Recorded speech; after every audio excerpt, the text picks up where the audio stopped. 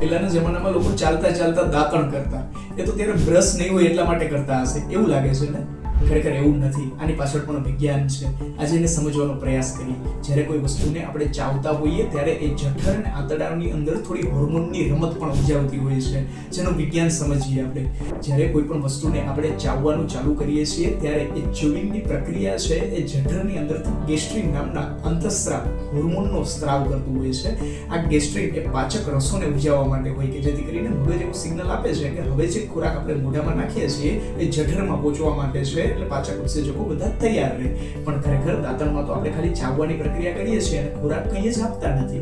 તો હવે એ જ ગેસ્ટ્રિનનું બીજું કામ કે જે ઇલિયોસિકલ એટલે કે જે નાના આંતરડા અને મોટા આંતરડાની વચ્ચેનો જે વાલ હોય એ વાલને ખોલવાનું કામ કરે. આ વાલ ખુલે એટલે શું થાય? જે રાત્રિ દરમિયાન ખાધેલો ખોરાક છે કે જે રહી ગયેલો કદાચ નાના આંતરડામાં પડ્યો હોય તો એને મોટા આંતરડામાં સરળતાથી શિફ્ટ થવા માટેનો અવસર મળે. હવે આ જેવો મોટા આંતરડામાં શિફ્ટ થાય પછી એકમાત્ર વસ્તુ બાકી રહે એ મોટું વલોવણ, મતલબ કે આંતરડાનું વલોવણ.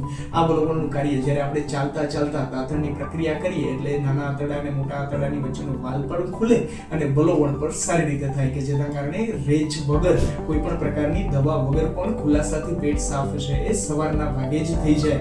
તો આવા પ્રકારનું ઊંડાણવાળું સાયન્સ છે દાંતણને ચાવવું એ. હવે આ દાંતણમાં કયા કયા વૃક્ષનો ઉપયોગ કરી શકે એ જાણવા માટે કેતુ આયુર્વેદનો આજે સંપર્ક કરો.